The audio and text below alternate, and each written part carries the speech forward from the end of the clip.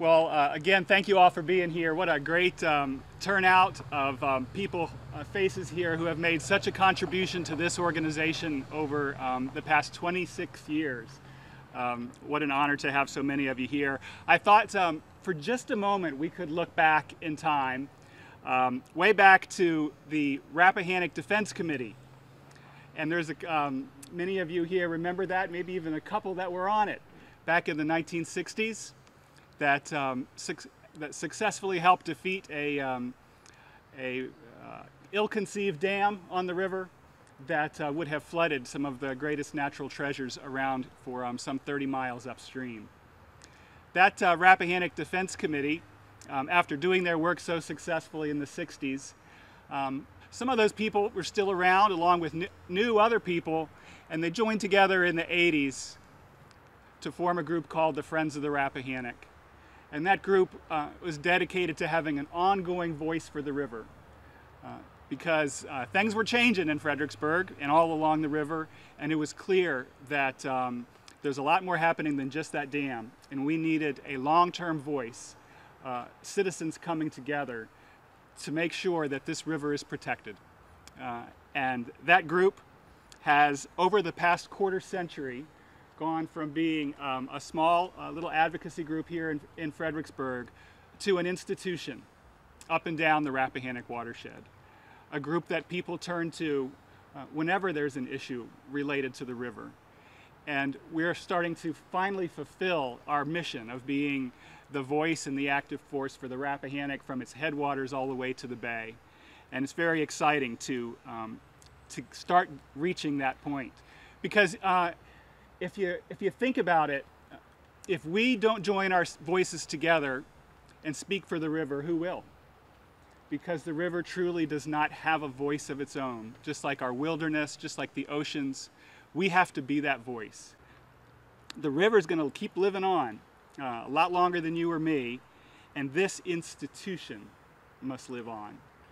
And that really is the challenge that we have, to build this institution and to keep it going, because we know these challenges that we've faced over the first quarter century are only going to grow. Our job is today to lay this foundation, and that foundation was the vision for the Rappahannock Legacy Society. The Legacy Society is an easy way for you to invest in that next generation that's coming down, the next 25 and 50 years. To put it simply, anyone who puts Friends of the Rappahannock in their will, regardless of the amount, we don't even know the amount, becomes a member of the Legacy Society, and they get a stone here in our new native plant garden that honors everyone in the society. I just want to thank the donors here today who have put Friends of the Rappahannock in their will, and I'd like to read them off.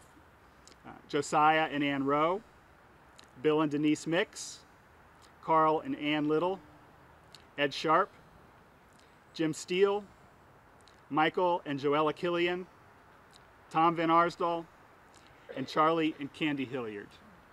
And that's just the beginning. I'm sure we've got a lot of bricks we can put around this place.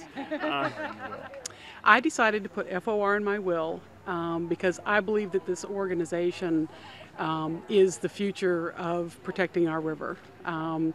One of the things, I had the opportunity to interview community members, and they said that they see Friends of the Rappahannock as the conscience of the community, and I very much see us the same way. The river needs to have that voice, and I believe, and that active force, and I believe that that's the benefit that Friends of the Rappahannock brings to the river. And because of that, I wanted to make sure that whether I'm here or whether I'm gone, that the river is going to continue to be protected.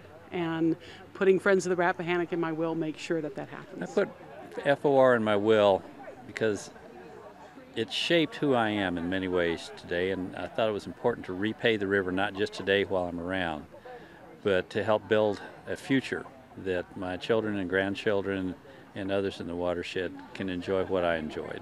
Because the big picture really is on the FOR's shoulders, so what we can do behind the scenes to help FOR be as successful as they can, making sure this river stays like it is or gets better or stays good and healthy is important. So that's why we've decided, Denise, as a family, we decided to put FOR in the will so that when we're gone, we know that things will be still kicking along pretty good. Well, the reason we decided to put Friends of the Rappahannock in our will is because we feel a part of this area and the river defines this area. And we have a real love of Fredericksburg and want this river to continue the way it is for, as we say, forever, in perpetuity. And we're so excited to have this happen.